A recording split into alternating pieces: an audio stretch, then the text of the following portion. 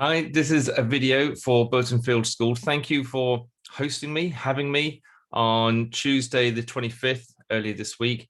And as promised, you've put some questions together because I've had them sent over to me. So I'm going to go through them. And as promised, I'm going to go through the questions and answer. I'm going to answer all of them. So bear with me. I don't know how long the video is going to be, but stay with it because at the end, I'm going to play a video, which is a summing up video of my journey. It's very inspirational, so you'll enjoy that. So let's get on with it and let's go through the questions. So first question is, why did you choose to become a Cub Scout leader? So you might remember when I was 10 years old, well, 8, 9, 10 and a half years old, I went to Cub Scouts and I really enjoyed it. And it started my journey through scouting. And my first 3 badges that I got were swimming, cycling and running. And I ended up becoming a world champion in swimming, cycling and running. So there's a kind of I wanted to go back and give something back. I think that was the thing. So when I retired from an international competition, I had some spare time. I wanted to volunteer my spare time to the scouts of the local community. So I went down to the scout hut and I started volunteering. Also, my son and my daughter were going through scouting, so I could help them to achieve amazing accolades in that as well. So that's one of the reasons I continue to do it, because I get so much fulfillment from it.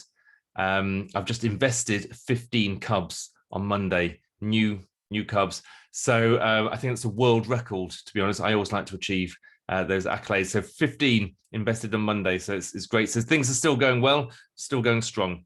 Hopefully we'll do a scout camp, a Cub Scout camp later this year, depending on various things. Right, next question. I must remember not to chat too much and just get on with it. Right.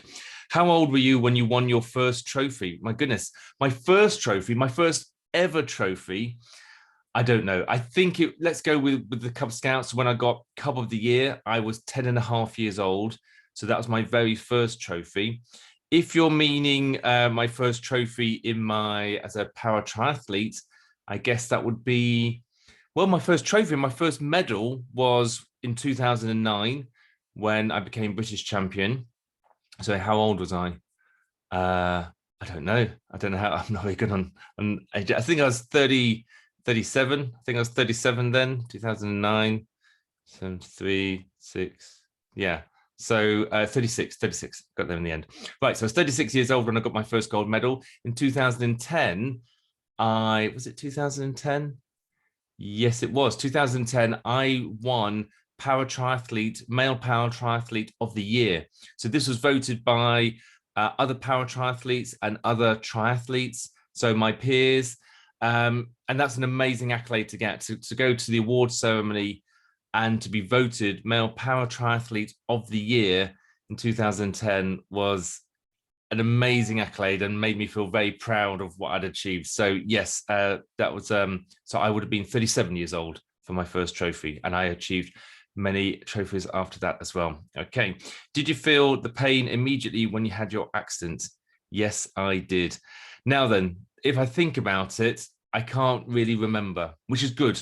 That's how the brain works. The brain deletes certain things from your memory, the negative stuff, the bad stuff, and it makes it very hard to remember them, which is good. I don't really want to remember. However, when I wrote my autobiography, Don't Lean on Your Excuses, to make sure that I got the best story and the most authentic story, I had to take myself back to places like that, dark places, really difficult times, so that I could put myself through it again and then write it and then move on.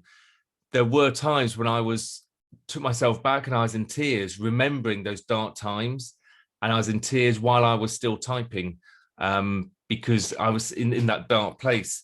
So one of those would have been when I actually had the car accident. Yeah, I was knocked unconscious when I came round. I was in a lot of pain, and I just wanted to get out of the car, open the door and get out and walk away and go, phew, that was bad, and move on. And I couldn't. I was stuck. The car was crushed. My legs were crushed, and I couldn't get out. I remember the paramedic turning up and giving me some medication so that I didn't feel the pain so much. And I started to feel a bit better, but it was also because I knew that help was on its way. So yes, I did feel a loss of pain when I first had the car accident, Can't remember it now, which is a good thing. But yes, throughout my journey, I've had various amounts of pain. Next question. How long were you in hospital after the accident? About 4.5 weeks. It seemed a lot longer than that. I think it's because it was boring and I was in a lot of pain and discomfort and I hated it. And I know it saved my life and the NHS are amazing, but I just wanted to get out of there. Anybody who's been in hospital will probably feel the same.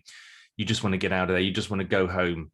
So it's 4.5 long weeks. And even when I did come home, I still had to pop back into hospital quite a few times for checkups and appointments and more operations. So my whole rehabilitation, I would say, lasted 3 years, but I was actually in hospital permanently for 4.5. Yeah, a few little times after that. So 4.5 weeks, 4.5 long weeks. Were you scared to go in a car again when you started your rehabilitation? Do you know, my stomach just went, so I guess the answer is yes. So, because I was recalling back to going into the car for the first time. Now, a twist on this is I feel that I'm a good driver, a very confident driver, and I know that I did nothing wrong. I did nothing wrong when I had the car accident. It wasn't my fault. The car skidded on the wet road. I lost control. I wasn't speeding or anything like there were no other cars on the road. There's nobody else in the car. I did nothing wrong. Now, because of that, having that self-confidence, that belief in myself, that really helped me. What I needed to get confident with was the car and using the car again on the road and not being in skiddy conditions. So, yeah, I started again driving. It was only a couple of years after the accident. I had a hand control car, but I still get scared and nervous when I have to go out driving when it's snowy or when it's icy. I don't like that. I don't like that at all. And to be honest, if it's really snowy or icy, I won't drive. I will just stay at home and I go, I'm not going. It's not worth the risk because I will be out of control again. As human beings, we all like to be in control. Of course we do. Me in particular, I like to be, well, maybe not just me, I like to be in control when I'm driving. And I lost that control when I had the accident. So it kind of has flashbacks of not being in control. So yeah, if I can prevent that and just not go out, then that's what I will do. But as a driver, very confident to get back behind the wheel. Okay. As an athlete, how long did you train for each day? So as an athlete, an elite athlete, I was still working full time. I still had a family with 2 kids. And so I grabbed every opportunity that I could. To answer the question, I would say about 2 hours a day. So 7 days a week, what's that? So 14 hours maximum in the week, maximum. Some weeks it wasn't that much. Now, 14 hours sounds a lot, doesn't it? 14 hours of training. As an elite athlete who's representing your country against the rest of the world, 14 hours in a week isn't actually that many hours. So, and even 2 hours a day maximum. Some days it was only 1 hour. What I did though was I thought about what I could do rather than what I couldn't do. If I only had 1 hour swimming, okay, that's probably enough swimming. 1 hour running, that's more than enough. But 1 hour on the bike, that's not very much at all. By the time you get out on the bike, you really want to be spending 2 hours or hopefully 4 hours. So if I only had 1 hour, then I would blitz it. I would go really, really fast and really get the most out of that 1 hour that I had, or 2 hours. And I say 2 hours on average because I did a lot of physio, still doing physio, still doing strength and conditioning. So that's weights and working on my core, warming up, stretching, as well as the swim, the bike, the run. So training covers a multiple of areas as an elite athlete. So yeah, I did as much as I could. It probably wasn't enough. As in, if I was a professional athlete, I would have done a lot more. But within that, you'd have the resting time as well. And I didn't have time to rest apart from when I slept at night. Okay, did you always believe that you could beat the odds against you? Wow, did I always believe that I could beat the odds? Beat the odds is a strange phrase, I would say. So I was told many things, and like I may never walk again, or whether I'd become a world champion. And I think with me, especially in the rehabilitation stage, I had a little bit of ignorance. As in, when somebody told me something, I was like, yeah, maybe not, who knows. I also had a little stubbornness as well. So when they told me that I may never walk again, I thought, I'll show you, I will prove you wrong. So in that way, I wanted to beat the odds. against what people had said to me.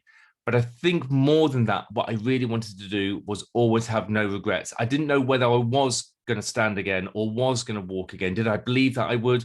Yeah, ignorantly, I guess I did. Yeah, I'll do that. Yeah, whatever. Did I really believe that I'd become European, British, European, and world champion? I guess I calculated it and I thought that I had a very strong possibility, and I did my visualizations of that I would. So in that way, I did believe it. But more than that, what drove me in all those situations was having no regrets. Whatever the result was, I wanted to say, well, I couldn't have done any more. How does that refer to you guys at school? If you've got an exam or school test coming up, or anything that you're doing in your life, your hobbies, it's not always about winning. By all means, have that as a goal. And this sounds a bit of a contradiction, but have that as a goal and as a vision of winning and being the best and getting the best results and the best score, getting an A, whatever it is. But when it comes down to it, after the event, or even just before, you want to make sure that you've got no regrets with your training, no regrets with your preparation, no regrets with doing all your homework, no regrets with doing revision. And so you're in a position of being on that start line or the start of the test or whatever and say, bring it on. I am ready for this. I could not have done anything else. I am ready. I've done so much. I'm exhausted with how much I've done, but I'm ready for this now. And when you get the results, you just go, yeah, the result is the result. Now, that could be an amazing result, or it could be the result that you didn't anticipate, but you know inside yourself that you couldn't have done any more. You've got no regrets. And that's a lovely feeling. Now, if you haven't got no regrets, then you need to work on it. You need to think about what more you can do next time. And that's the learning curve. So I had that mentality. Where would you be now if you had given up on your dreams? Oof, right. It's quite deep. Given up on my dreams. So what were my dreams? So my dreams when I was in rehabilitation was to stand again and walk again. That was my dream, my vision, my goal. If I had given up on that, I guess if I hadn't done my physio, because it's boring and it's painful, if I'd given up on my physio and my rehabilitation, my leg wouldn't have grown back. Simple as that. The bone wouldn't have grown. I would have got to, it would have been amputated, which means my right leg would have been chopped off. That's a fact. I would not be standing again. I would not be walking again. I'd be on crutches and I may even still be in a wheelchair if I'd given up on my dreams. So that's where I'd be. Now, if I was in a wheelchair, I pretty much feel, and again, I had no dreams that I was working towards, I feel that I would be in a dark place. I'd be frustrated with myself for not doing my physical, for not doing the hard work. So I don't think I'd be very happy with my life.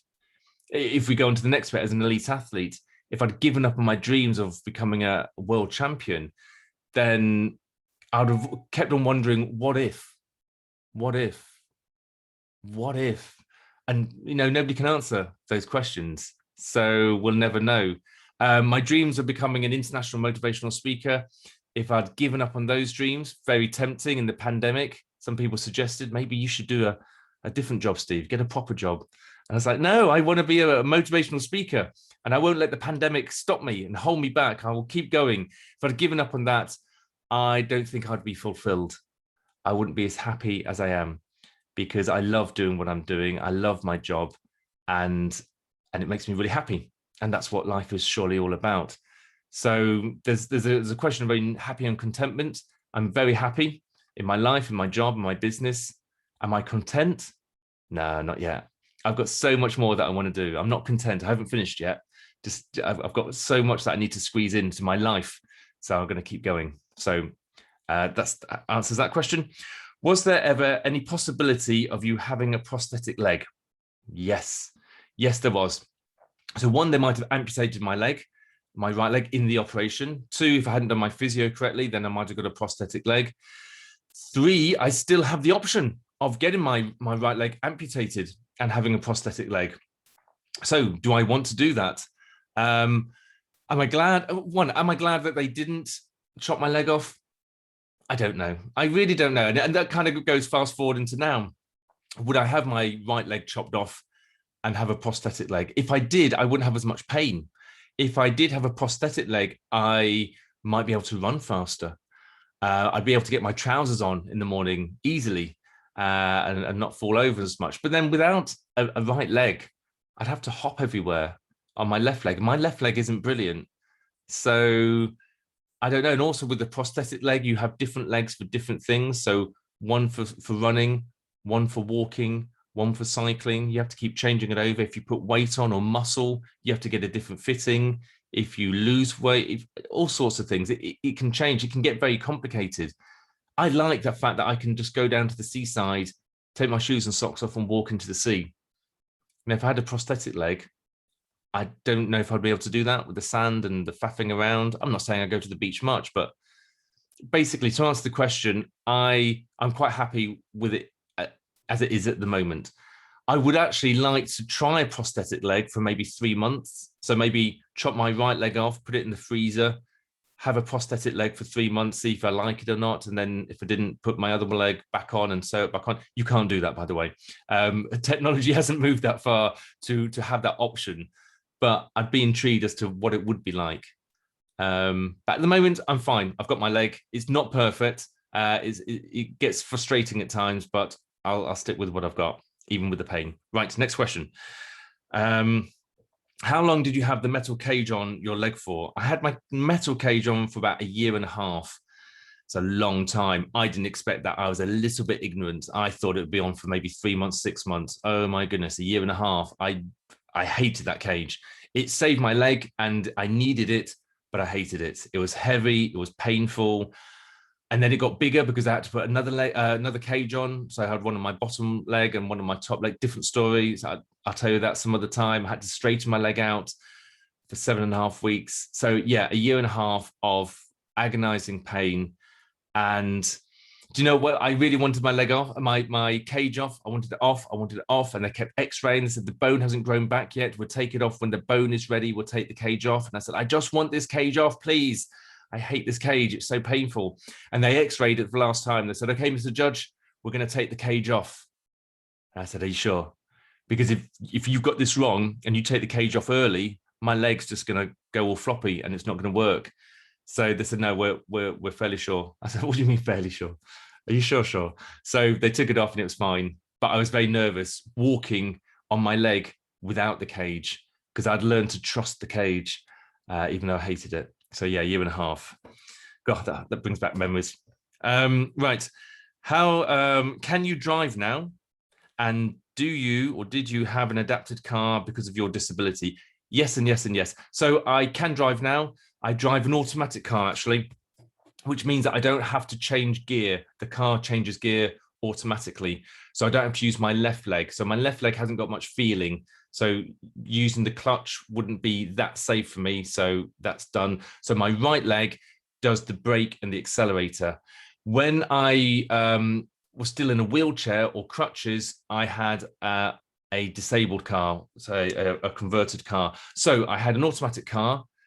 So my legs didn't do anything. It was all upper body. So I had an automatic car, so it changed gear. And for the accelerator and brake, I used my right hand. That was accelerator and brake. So I had a little lever there. And the steering wheel, I had a little handle on the steering wheel, so I could steer with that. And then I had the indicator switch just here, so I could do accelerator. I think it was accelerator and brake. Anyway, so it was all, I just used my hands. My legs didn't do anything. So my goal then, once I got the car, was to walk 10 meters on my crutches. That was my goal. If I could walk 10 meters on my crutches, I could go from the house that I was living in to the car, get in the car, and I could drive for miles and miles and miles. I had freedom. I had independence. I remember driving myself to physio for rehabilitation, and which was really hard work. And on the way home, I'd drive myself to a drive-through fast food like McDonald's or something, because I deserved it and I earned it. And then I could feed myself as well. And then I got home and then I just completely collapsed and I was exhausted, but I'd done it all myself. I'd done the physio, the rehabilitation, the feeding myself. It was great. I just remember getting my car, it just being so happy about it. It really gave me a sense of independence and freedom. So yeah, I love that car and having the disability controls in it. Right. How did it feel to have such a big piece of bone missing from your leg? Oh, scary. It was really scary. I really couldn't get my head around it. When they told me that there was no bone there, I was like, what? I I don't understand. What do you mean no bone? There's just like a gap of no bone. So it's very much a mind over matter, especially when they told me that I had to stand on my leg and put weight through my leg to encourage the bone to grow. I was like, wow, but there's no bone in it. They said, yeah, but it'll encourage the bone to grow. Trust the cage. So it was scary. And I think, I was very brave and courageous to stand up on using a Zimmer frame, so standing up from my wheelchair and then moving the weight from my shoulders and my arms through my legs, even though there was no bone in it. And the more I did it, it was still hard, but it got better and better. And I still cheated. I think as a human being, we cheat where we can. And I'd put my weight through my left leg, which was better. And I wouldn't put my weight through my right leg, but I knew that I was cheating. So I slowly had to move the weight over to my right leg to put the full weight through my right leg. And eventually, bit by bit, week by week, month by month, I eventually got all of my weight through my right leg, even though there was no bone fully formed in it. Scary stuff. But that's a real mind over matter. And I had to do that. I had to do it. If I wanted to stand again and walk again, if I wanted to succeed, if I wanted to get this silly cage off my leg, then that's what I needed to do. So what about you? What do you need to do to reach your goals, to be successful in the things that you want, whether that's academics or things that you do at school, or the hobbies that you've got, or anything else? Usually there's something that you probably don't really want to do, but you have to do it. So do it if that's what you need to do. And that's what I needed to do. Right, next question. This is from class 6. So this is from Imi. What made Steve not give up or quit? Oh, okay. What made Steve not give up or quit? So I've talked about having a vision, having a goal, knowing what you want. It's so important to know what you want. I know other people will help you, your teachers, your mum and dads, your friends, they will put pointers to you. But what do you want? It's so important to choose that yourself and find out what makes you happy. And, in a good way, in a healthy way, and go for that. That's what I really wanted. I'll go back to when I was in hospital, my health. We all take our health for granted. We're fit and well and all is good. But when it's taken away from you, you suddenly realize how important it is. I really, really wanted to get out of hospital. I really wanted to stand again. I really wanted to walk again. So that was my goal. And so that helped me not quit. Another thing that helped me quit was, so I talked about sharing and writing poetry or reading or drawing pictures. I remember a poem that somebody gave me while I was in hospital, and I can't remember the whole poem, but there was one important line in the poem, and it kind of made me feel quite emotional, but also quite powerful. The line was, "Rest if you must, but never quit. Rest if you must, but never quit." And I just needed that sometimes because I was exhausted from just survival, from growing my leg, from doing all the physio. And I just wanted to rest sometimes. And that is fine. It's absolutely fine if you want to rest, but never quit. Never quit on your goal. That's why it's so important to choose the right goal. Because once you've chosen that, you go for it. And you know why you're doing it, because it's going to bring you happiness. So rest if you must, but never quit. That's what helped me not quit. How are you so resilient? From Anita. How am I so resilient? Resilience is very much about being knocked down and getting up again. So yeah, knowing what you want, which I've just talked about, having a vision, that really helps you. Being resilient, I think it's also, being resilient is very much about having a vision and knowing why you've got that vision. Hopefully, because it is passionate and it makes you happy.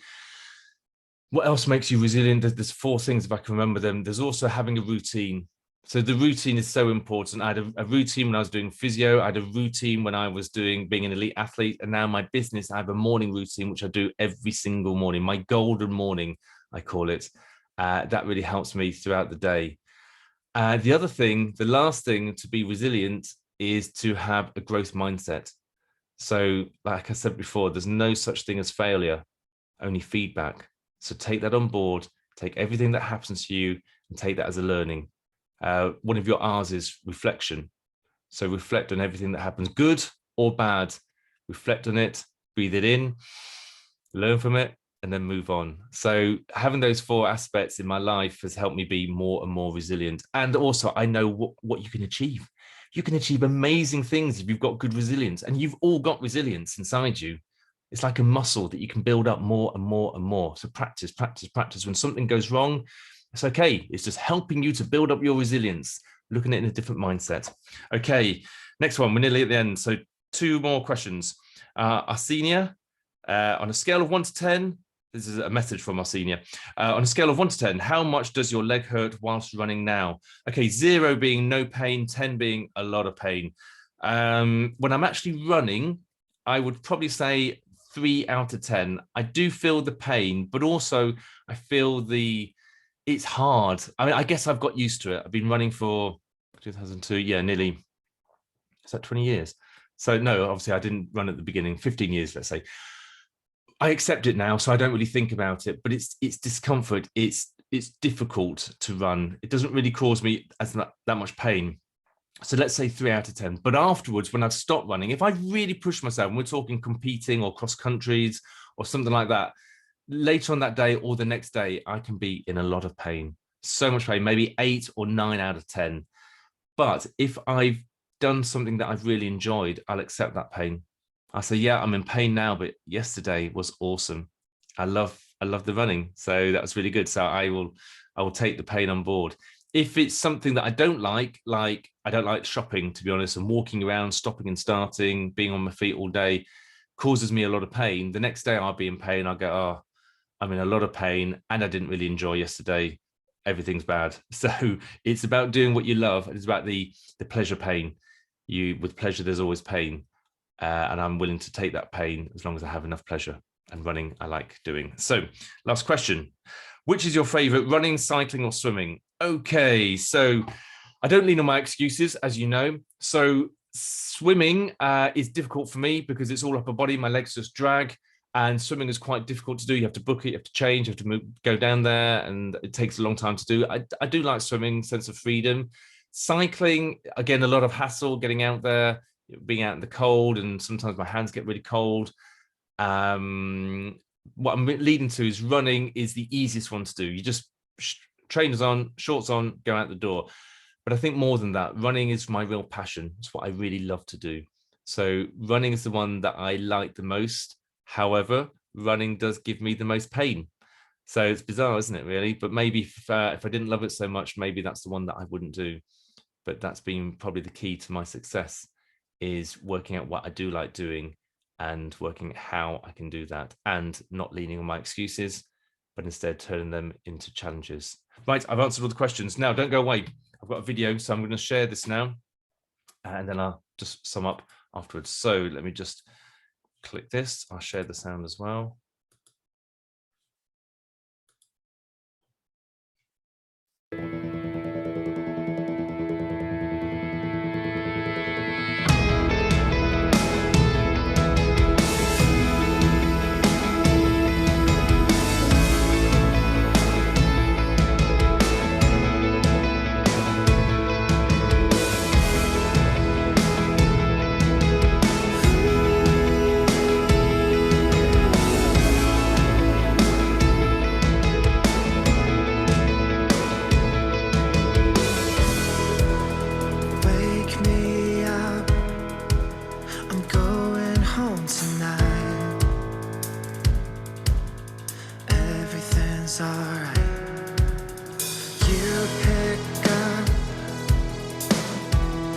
Your voice, but still it's not enough,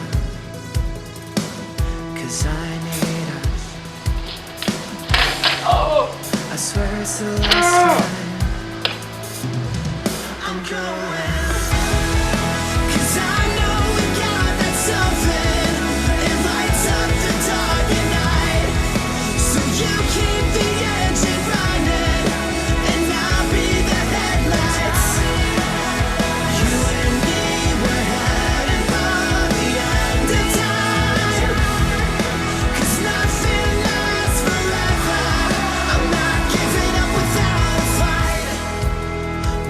Stars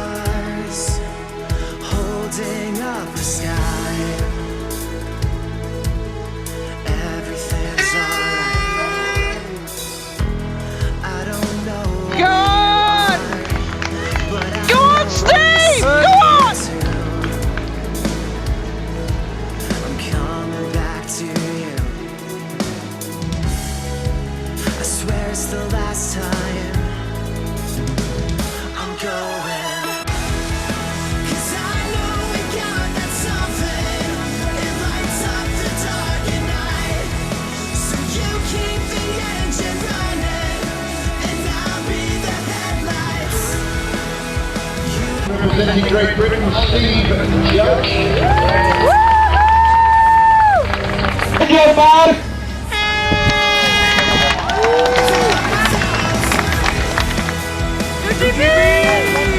Go on! Go on, Davidson! Go Steve! On Steve! Go on! Number 35, here's Steven Judge. I'm not giving up without a fight. What an amazing performance. Proudly carried down.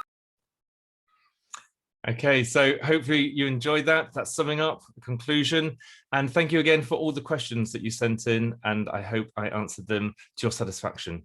Okay, I look forward to maybe meeting you in the future, face to face, maybe next year or something. But until then, I'm going to say goodbye, and I will let you go and fulfill your dreams and your goals. Don't forget that, you know, when you set a goal, there will be times when you feel like you're failing, but there's no such thing as failure. There's only feedback. So bear that in mind. There will be times when, you know, you're struggling to achieve your goals, but whatever you do, don't change the goal, change the plan.